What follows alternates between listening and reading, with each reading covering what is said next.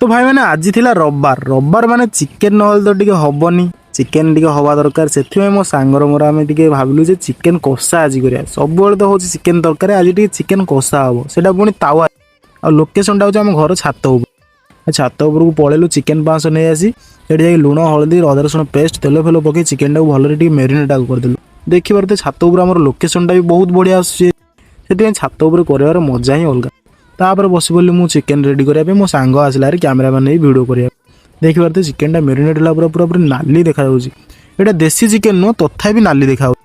कौन करिया देसी तो खाई परिबानी सेति विदेशी खाइବାକୁ पड़ुची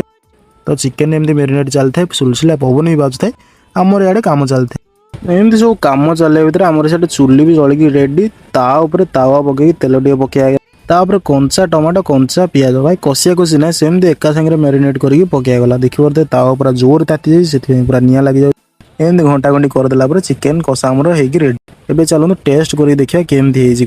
तो भाई मैंने पूरा देखा तो नंगा पूरा देखा देखा टेस्ट कौन टेस्ट पूरा कुछ जबरदस्त तो भाई मैंने या पर आइटम कौन करें कमेंट जना।